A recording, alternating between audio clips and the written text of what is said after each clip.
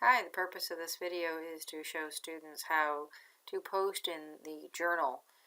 Basically, journals will be required after every week's assignment. So, for example, anytime there's going to be units here, which we'll talk about in the course tour video, but right now we have the Get Started start here. And at the end of this, after you've accomplished everything, there's going to be a journal entry at the very bottom of the folder. It's always going to be sort of at the bottom.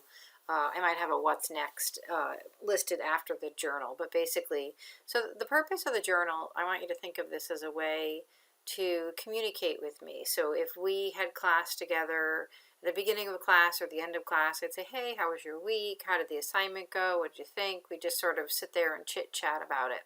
And so the journal is really meant to do the same type of thing. You're going to let me know, and I give you some prompts there, some ideas of questions, but you can have the journal be whatever you want it to be. You can tell me, oh, it was a rough week, this class was hard, that class was hard, or I learned this and I learned that, or I struggled with this. Just a way for you to communicate with me, and it's really meant to be an easy grade booster. Excuse me. And so, I encourage you to do it. If for some reason you can't finish the assignment, still do the journal. Let me know why you couldn't finish the assignment.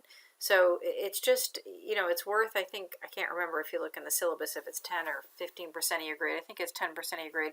It really could be the difference between, say, like a B plus and an A minus, right? If you do all of the journal entries. So again, there's just a journal for, at the end of all the assignments for that week, there's one journal post. So we're going to click here on the Getting Started journal. And you can see that you have the prompt here. So what I really recommend is you can see the different prompts here, questions that you can answer. Once you go into the journal, you don't see these questions anymore. So what you can do is you can actually select them if you want, and then do a Control-C for copy. And so then when you go to do your Create Journal Entry, you always want to give it a title. So you can say, Getting Started Journal. Some students are very creative. Some just do week 1, week 2. You can be, I love creativity, so if you want to call it something fun there, you can do that.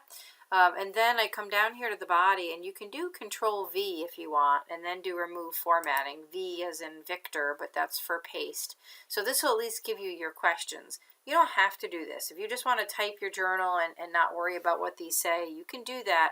But they're a good guide, and so if you hit enter, it'll get rid of the bulleting there. And then you can type. You could always delete them after the fact, but they just kind of give you a good guide.